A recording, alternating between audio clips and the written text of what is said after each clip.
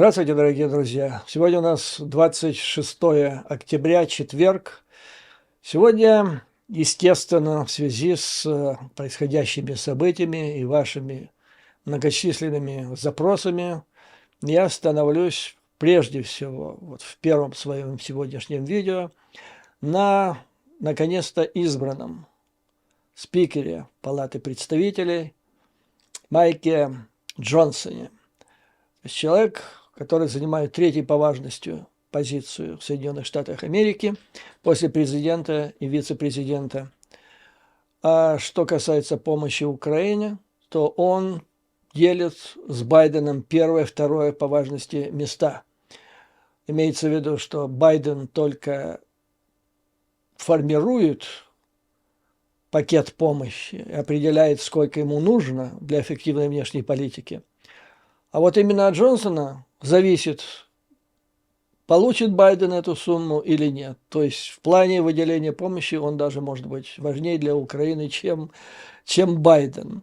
Ну, хотя это, конечно, вопрос дискуссионный. Так вот, значит, расскажу о том, кто это такой и что нам ждать. Так, забегая вперед, чтобы зрители не бегали за валидолом, не нервничали.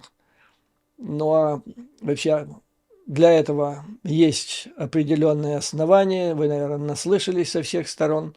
Кандидатура не лучшая, но скажу сразу, что это не худшая кандидатура. Просто мы вернулись туда, где мы были изначально, с тех пор, когда республиканцы победили в Палате представителей. Итак, о Джонсоне. Человек из штата Луизиана, который славится, помимо всего прочего, особыми луизианскими раками. Это такие вот насекомые длиной так сантиметра 3, которые вообще позорят слово раки, которые, я помню, в свое, во всяком случае, время в изобилии водились в низовьях Днепра. Так вот, родился он в семействе пожарника, мечтал стать пожарником, но так сложилась ситуация, что он поступил в университет и, в конце концов, получил диплом юриста, который специализируется на конституционном праве. Работал он в штате и прослыл консерватором, даже, скажем так, ультраправым консерватором. То есть к этим же консерваторам относится и МАГА, хотя он в МАГу не ходит.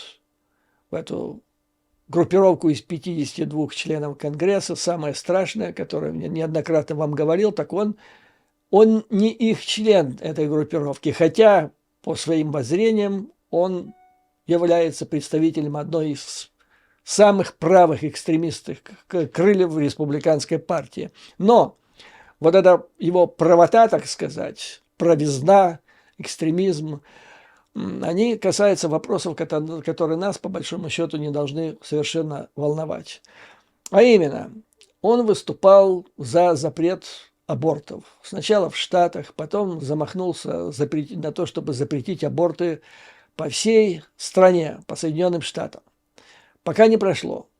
Это вот за это выступает, кстати, и вся МАГА, и их духовный отец Трамп, который, как я вам рассказывал, заставляет свою жену ходить в стрингах перед посетителями Мар-а-Ларго, его имения, для того, чтобы они ему завидовали. То есть сильные, вы понимаете, да, сильные правые взгляды и убеждения. Ну, кроме того, значит, он выступал за то, чтобы в школьных учебных заведениях для школьников меньше 10 лет, моложе 10 лет, чтобы с ними не вели никакие занятия, не вели разговоры по гендерному вопросу. В чем разница между одним полом, чем отличается от другого, и можно ли переходить из одного в другой, и можно ли 9-летнему или 7-летнему ребенку самостоятельно принимать это решение. Вот, то есть он категорически выступал против этого. Категорически выступал против однополых браков и продолжает выступать. Ну вот, на этой волне и стал он крайне, чуть ли не ультраправым.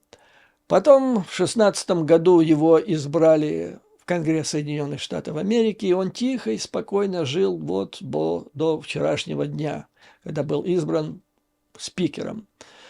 И когда его избрали, многие дипломаты, как пишут американские газеты, многие западные дипломаты кинулись в Google для того, чтобы почитать, а кто такой Майкл Джонсон. Никто о нем так по большому счету не знал. И это не случайно, потому что, как вы помните, долго шли выборы после того, как изгнали Маккарти с этой должности. В стране творился бардак, он уже перешел все грани приличия и неприличия. Страна находится в состоянии серьезнейшего внешнеполитического кризиса, но это не ее кризис, это мировой кризис, а государство не работает фактически. Ну и после того, как отпали вот эти слоны все, то есть крупные фигуры, наконец-то решили, что все, надо заканчивать, потому что мы никогда так не придем к консенсусу по поводу кандидатуры. Давайте выберем самого маленького, плюгявенького, и сделаем его спикером, чтобы никому не было, так сказать, обидно. Ну и выбрали Майкла Джонсона. Что я могу вам сказать по поводу его вообще кандидатуры? Надо сказать, что не худшая кандидатура. То есть, если его сравнивать с предыдущими, особенно с Майклом Джорданом, то есть по провизне, так сказать, но по вот этим сексуально-абортным вопросам, которые нас не волнуют, да? То есть он находится на одном уровне с Майклом Джорданом, но тот буйный Джордан, а этот, он тихенький, но он интеллектуал. Он, я бы скажу, больше интеллектуал, чем и этот самый Маккарти. Хотя вот CNN прокомментировала, что это самый профессионально неподготовленный для должности спикера человек за последние 140 лет. Я вот не соглашусь. То есть по своему интеллектуальному потенциалу он даст фору многим, очень многим. Ну, смотрите, несмотря на то, что он не входит в МАГУ, он был как бы ее мозгом, когда после выборов 2020 года Трамп затеял вот эту свару, хотел извратить и результат этих выборов. Так вот, мозгом, который говорил и разрабатывал, что надо сделать для того, чтобы это спорить, был именно Джонсон. Он инициировал, по-моему, 4 иска в штате Техас, где оспаривались эти выборы. Он писал челобитные в Верховный суд Соединенных Штатов Америки и в другие суды. Все они были выкинуты. То есть трамписты проиграли все эти челобитные иски в суды всевозможных инстанций, включая те суды, в которых сидели судьи, избранные при Трампе под его надзором. Ну и вот все кричали, маговцы там, что измена, типа, извратили выборы, а этот сидел, и он, так сказать, двигал, он говорил, что надо делать. Кроме него никто это лучше не мог сделать. Этим он заслужил признательность Трампа. Трамп поддержал его. Ну и таким образом, то есть, потому что он был незаметный, как вы помните, этот Грибоедов писал по поводу Молчалина, вот он на цыпочках и не богат словами. Вот где-то так вот примерно такой тень, человек-тень. Его описывают те люди, которые его знают, в отличие от Джордана, который такой буйный, бык такой, а этот приятный, умный и с чувством юмора. Вот так его описывают. То есть в личном общении это нормальный и даже приятный человек. А вот взгляды его, и тут вот возникает вопрос. Что касается его взглядов, теперь те, которые нас интересуют. Сразу же после агрессии, начала российской агрессии против Украины, человек был горой за Украину. Вот что он говорил в феврале 22 года, как только Россия напала на Украину. Мы должны наложить изнурительные санкции на экономические интересы России.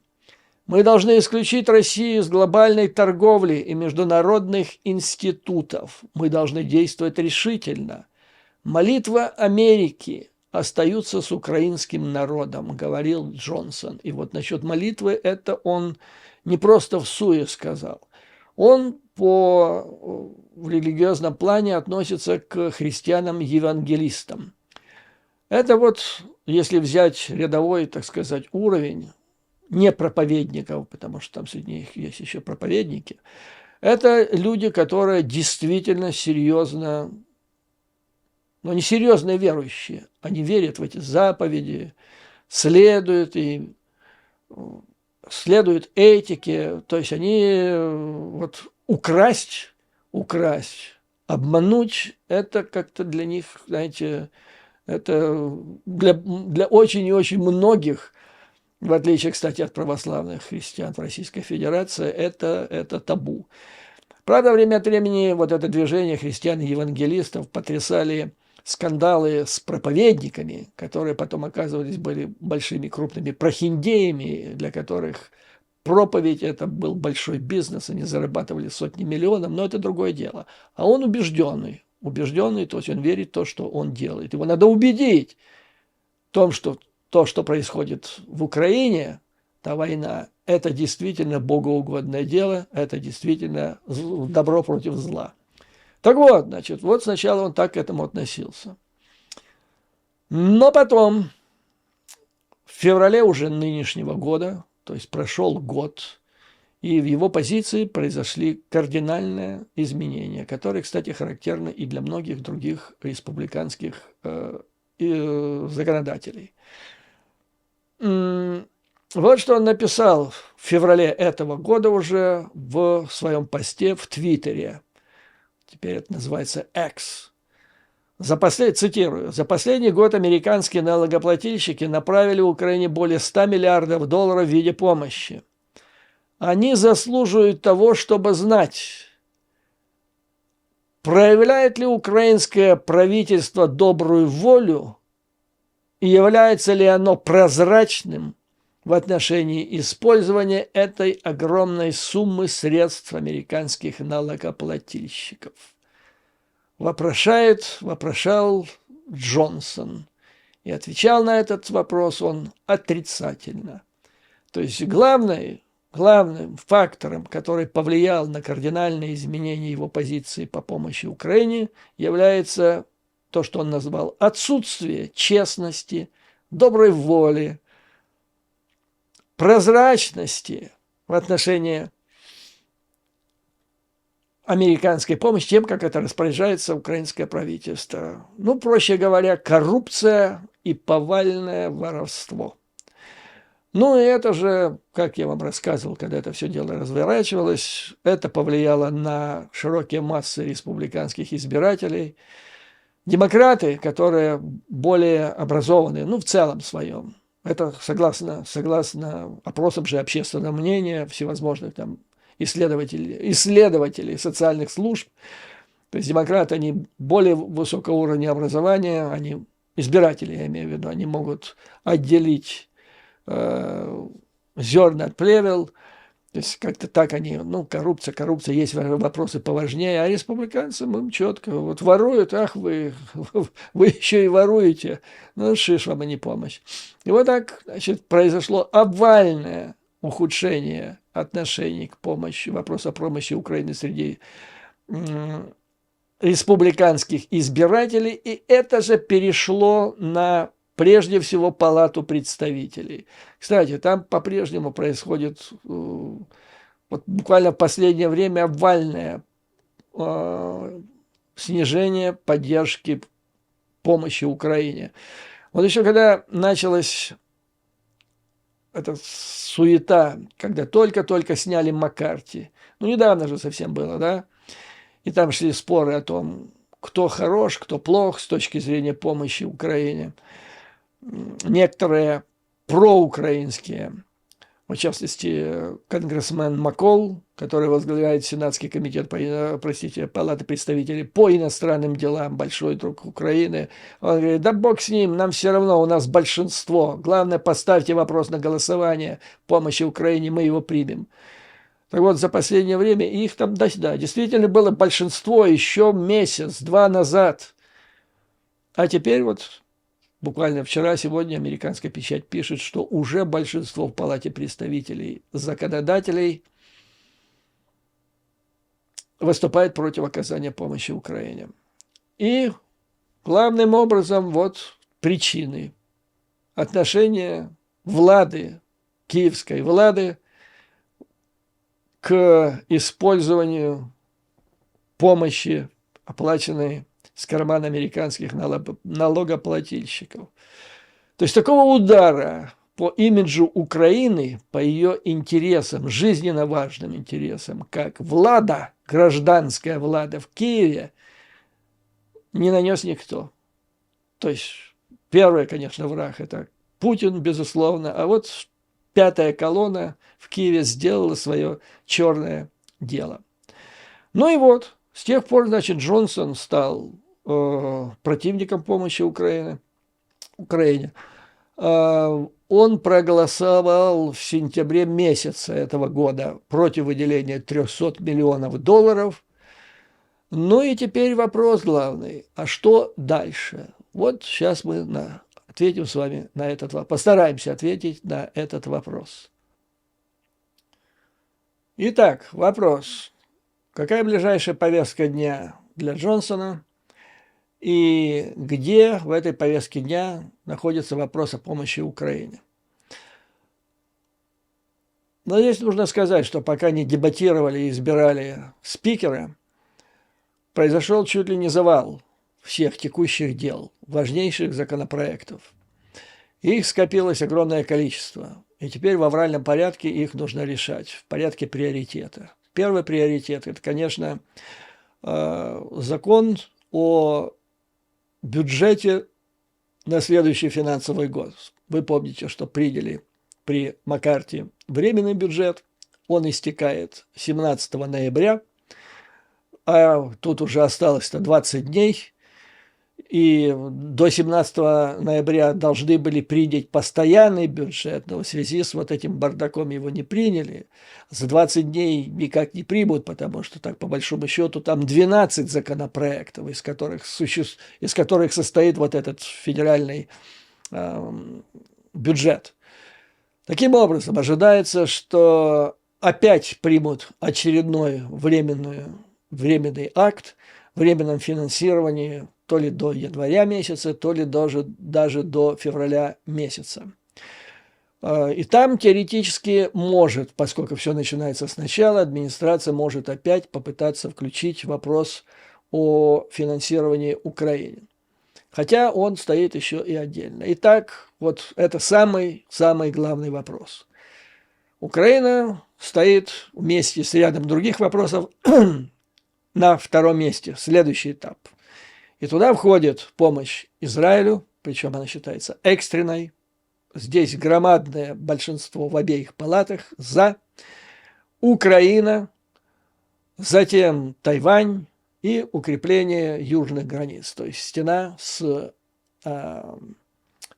Мексикой. Что касается Украины.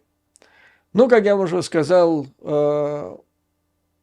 поддержка продолжение оказания помощи Украине среди республиканцев в значительной степени упала. То есть их, где-то наполовину, может быть, чуть-чуть плюс-минус туда-сюда. Но МАГА, эти люди, 52 человека из 221, это вся фракция республиканской партии в палате. Так вот, они в связи с тем, что республиканцев больше демократов, чем демократов всего на 9 человек, и они крайне необходимы, они из-за своей наглости, собственно говоря, поставили, вот эти маговцы, поставили всю фракцию республиканцев под свой контроль. То есть для того, чтобы принимать решения, они же тоже надо принимать решения, у них есть тоже законодательная повестка. По большому счету необходим какой-то компромисс между во-первых, внутри республиканской партии, затем компромисс между республиканской и демократической фракцией, а затем еще компромисс всего Конгресса с Белым домом. И всем это нужно, все это понимают, кроме этих маговцев. Они говорят, да нам или вы делаете то, что мы хотим, или же мы сделаем шатдаун, то есть остановим вообще правительство, не будем принимать, ну, как до сих пор вот было, понимаете? То есть это угроза создания хаоса, за которой стоит, мы об этом еще поговорим, их духовный отец, их гуру Дональд Трамп. Так вот, в этой ситуации какая роль? Вот лучше, скажем так, попросту, Джонсон будет лучше, чем Маккарти, или хуже.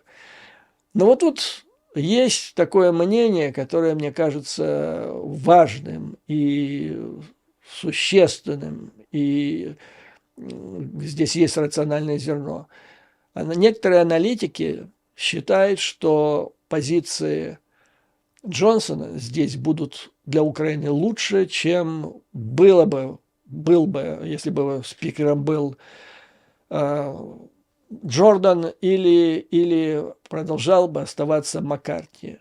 Почему? Потому что, Маккарти вообще не был маговцем. То есть он был, так по большому счету, чужаком для маговцев, поэтому они его не стеснялись прессовать. Этот, хотя он не является членом этой группировки, Freedom, это фракция свободы, так называемая, он не является их членом, но с другой стороны он так по крови говорят, это наш человек, то есть крайне правый, один из самых.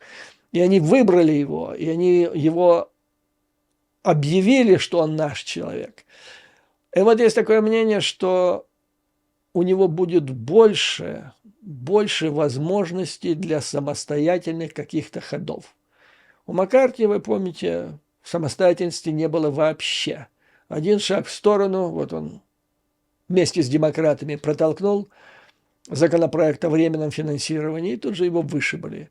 А этот с этим уже как-то неудобно, наш вроде человек. Поэтому, вот как сказала Сара Биндер, это старший научный сотрудник института Брукинса в Вашингтоне, анализируя позиции Майкла Джонсона, говорит, что маговцам не удастся держать его на таком коротком поводке, как они бы держали другого, не члена их крайне правого круга. То есть у него будет больше свободы для компромисса. И это, учитывая все остальные отрицательные факторы, то, что у него больше возможностей для компромисса, это уже большой, хороший плюс для него и для нас. Несмотря на вот эту нехорошую тенденцию к ухудшению отношения республиканцев в Палате представителей к вопросу оказания помощи Украине, все-таки есть серьезная группа среди них, если добавить туда демократов, они все за оказание помощи Украине, то, значит, есть хорошее основание рассчитывать на то, что пакет помощи будет принят. Но как он будет принят? Значит, вот что сейчас происходит.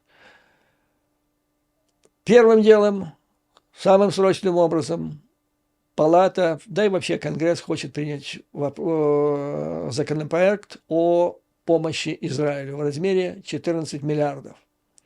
Причем там меняют. Это столько же, между прочим, сколько запросил и Байден в своем общем пакете на 106 миллиардов, в котором где-то 61 миллиард предназначался Украине, плюс еще 4,5 миллиарда на гуманитарную помощь, тоже для Украины, и столько же для Израиля.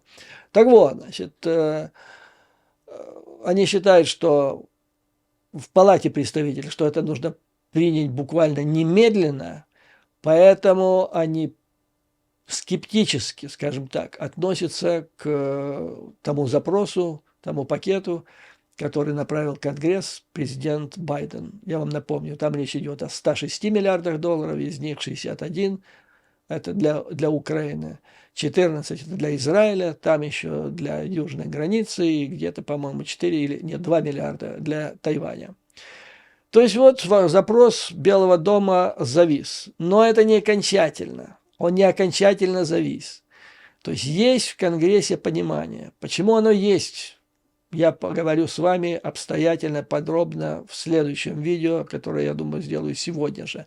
Они неразрывно связаны, но информации столько, что я не хочу вас перегружать это все в одном видео, потому что все это важно.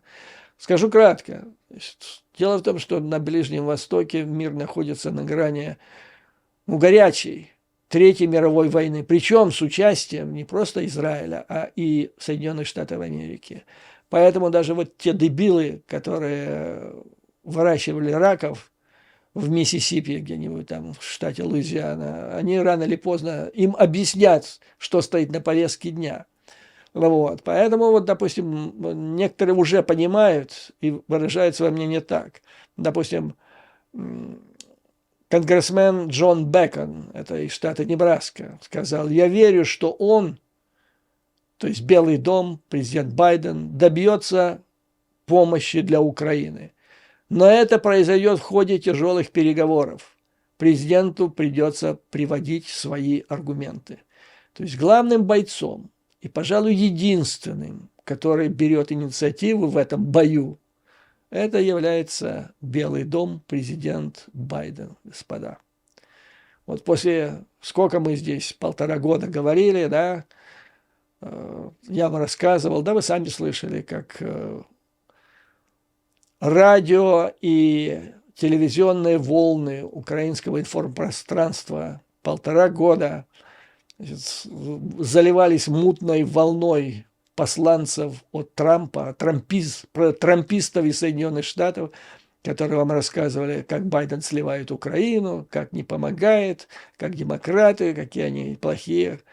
А вот придут республиканцы, вот тогда мы заживем, все. Тогда в Украине будет денег, куры не клевать, ну и грянет в необъятных объемах помощь. Вот он момент истины. То есть Байден и демократы, это от них зависит сейчас все. А республиканцы, которые там болтали, критиковали, что мало Байден, медленно пришли к власти и вообще фиг. Ни мало, ни медленно, вообще фиг. Кстати, я вот что-то не знаю, в последнее время не встречал, где эта шобла вся, которая тут болталась в информпространстве Украины, рассказывала про хорошего Трампа и замечательных маговцев. Я имею в виду прежде всего Илларионова и всю его рать. Что сейчас они говорят, если им слово что молвить? Вообще так, по большому счету, если так проанализировать, что произошло, то, люди могли ошибиться. Но факты о том, что, значит, никто Украину, я имею в виду Белый дом, не сливал, что это все чушь, все это болтовня, что Трамп не друг Украины, все это было очевидно уже давно. То есть, если это они в качестве аналитики все это высказывали, то если это аналитика была, то они просто болваны в этой области, в области аналитики.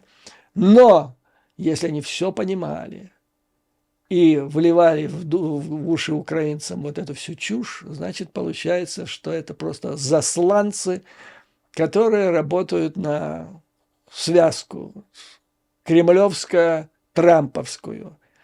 И цель их была стратегическая дезинформация с тем, чтобы повлиять, увеличить голоса среди русско-украиноязычной аудитории в Соединенных Штатах Америки в пользу республиканцев и Трампа. Ну так вот, значит, надежда теперь, что Байден добьется своего, добьется помощи Украины, но для этого придется ему попотеть. Сенаторы, ожидая вот на этом всем фоне, сенаторы, которые получили уже, то есть, если вы помните, значит, Байден, это еще до избрания спикера, Байден объявил 160 пакет, 160 миллиардов. Это чрезвычайное выступление, обращение к народу. И это поступило, поскольку Палата представителей не работала, пошло в Сенат. В Сенате республиканцы говорили: давайте нам побыстрее, мы быстро сейчас этот вопрос все сделаем. А вот сегодня с утра объявляется, что ряд сенаторов-республиканцев, где, кстати, в Сенате, вы помните, большинство демократов, а республиканцы так чуть ли не поголовно вместе с Митчем МакКоннеллом были за помощь Украине.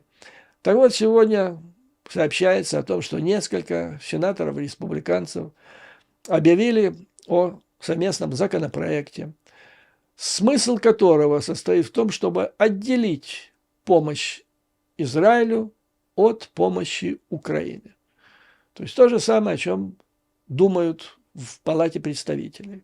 То есть быстрее принять помощь Израилю, а там можно дебатировать неделями, месяцами и так далее.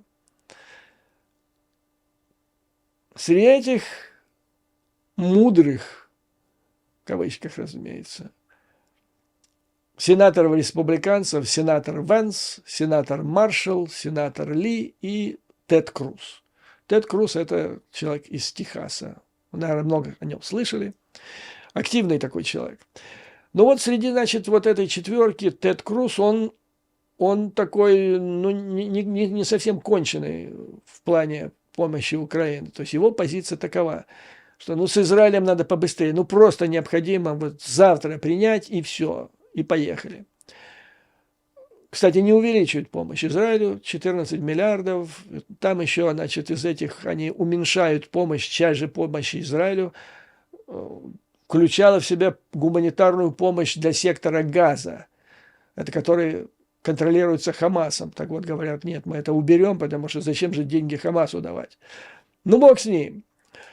Но по мнению Круза, значит, это не значит, что не нужно помогать Украине, потому что нам нужно, говорит Круз, нам нужно, как бы, сейчас я вам процитирую, цитаты, кавычки открываются, Россию все еще нужно победить, Тайвань все еще нужно защищать. И нужно принимать соответствующее решение о оказании соответствующей помощи, то есть и Тайваню, и Украине.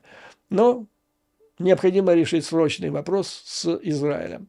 И так все было оно хорошо, если бы среди этой четверки не было других людей, которые поют совсем другую песню. Вот, допустим, есть такой Венс, сенатор из штата Огайо.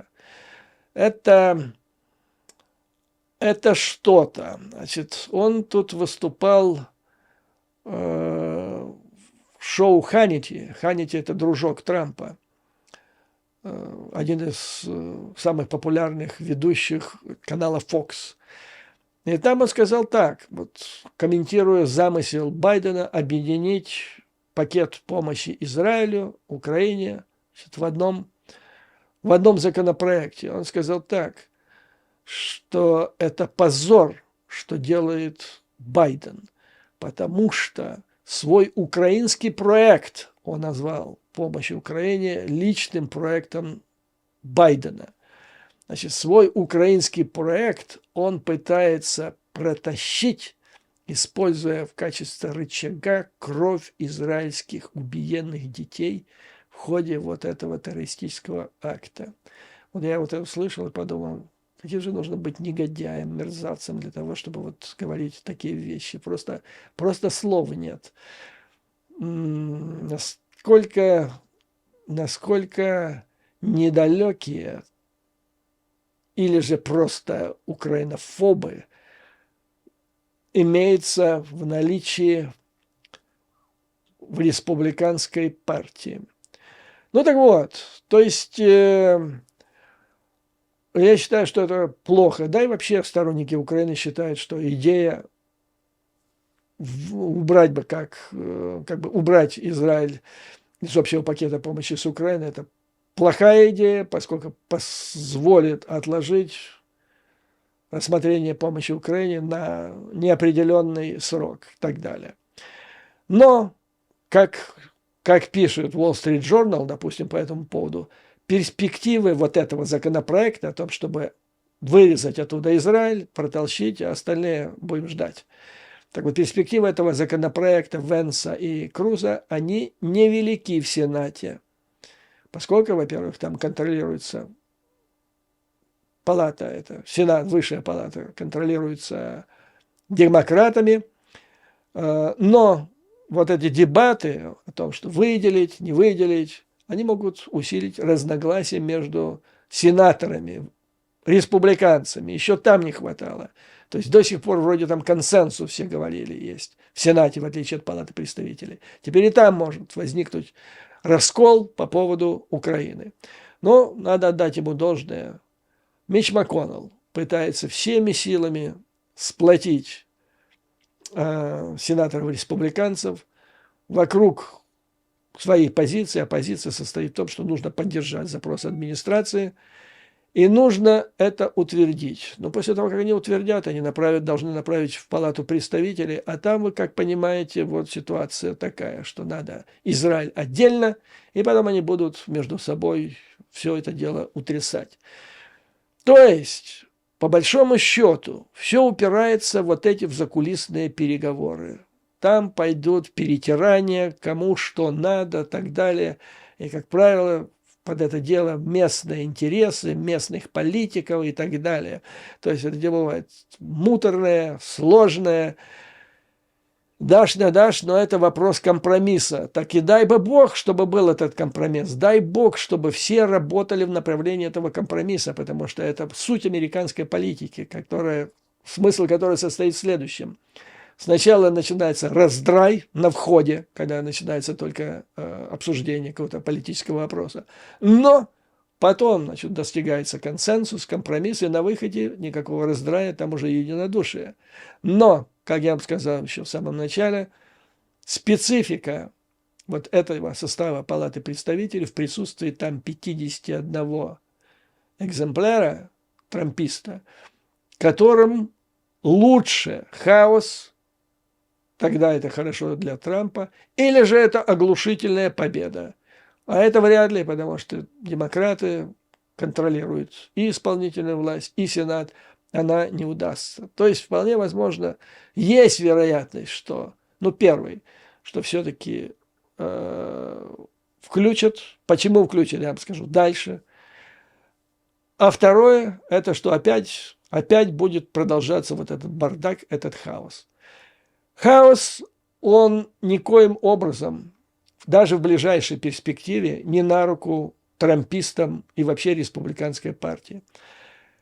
До вчерашнего дня, пока не избрали этого Джонсона, то есть конгрессмены, республиканцы, они в ужасе, когда к ним подходили, были в ужасе, когда к ним подходили журналисты с микрофоном, чтобы задать очередной вопрос. Они понимают, что творится как они говорят, каннибализм, самоканнибализм. То есть представители партии республиканцы пожирали свою партию вот тем, что они вытворяли. Получалось, что это чуть ли не последний бой, трудный самый, который закончится тем, что скоро же выборы, и партии придется все это расплачиваться, как мне сказал один из политических аналитиков здесь, вот этих всех, сказал он, которые дебатировали в это время вопрос о том, кто будет следующим спикером. Всех их, говорит, в Конгрессе следующего состава не будет, их просто выметут грязной метлой. Но сейчас они вот отрабатывают и сражаются. Таким образом, значит, вот такая ситуация. Почему я думаю, что все-таки здравый смысл победит, и помощь Украине будет, и деньги на помощь Украине будут выделены. Потому что речь идет фактически о Третьей мировой войне, причем о горячей войне. Буквально уже мы находимся не то что на пороге, мы уже занесли одну ногу туда, в горячую Третью мировую войну. Израиль в этой войне, он появился как второй фронт. Первым стала Украина. Израиль – второй фронт. Эту войну открыли страны оси зла.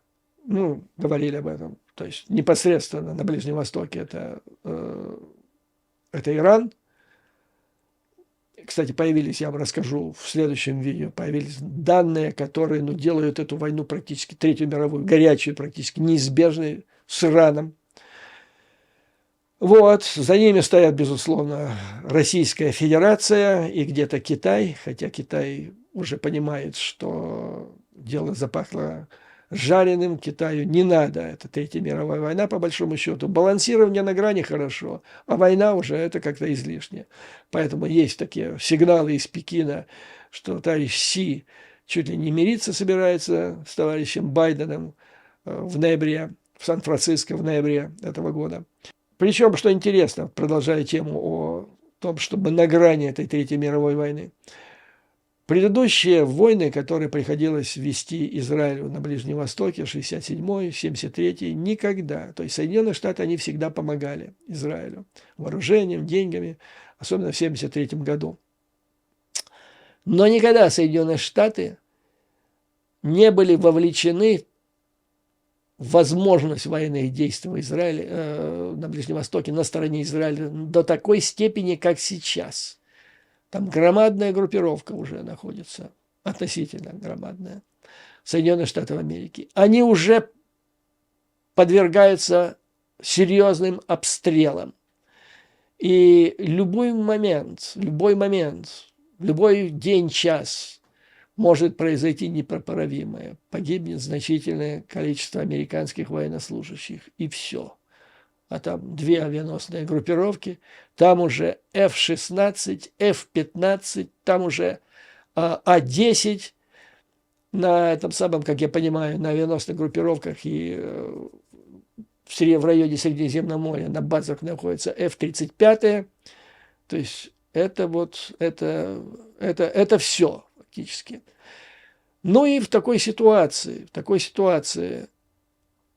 необходимо укрепить, то есть Израиль стал вторым фронтом, поэтому, да, Соединенные Штаты почти тоже там, поэтому, по идее, так, с точки зрения здравого смысла, у них должна быть заинтересованность в том, чтобы Украина активизировала свою борьбу против Мордора, нанося ему поражение, выгоняя его со своей территории.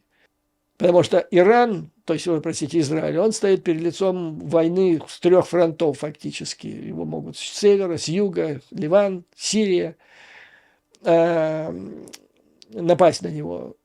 Надо оттягивать силы какие-то врага. Ну вот, хотя это не прямое оттягивание иранских там сил или террористов на полях сражений в Украине, но это где-то так оказание давления на Российскую Федерацию, которая стоит вместе с Ираном за этими террористами. То есть нужно укреплять второй фронт, а для этого необходимо оказание помощи Украине. И по этому поводу есть очень серьезные материалы, данные, которые вот в деталях объяснят, почему это должно быть.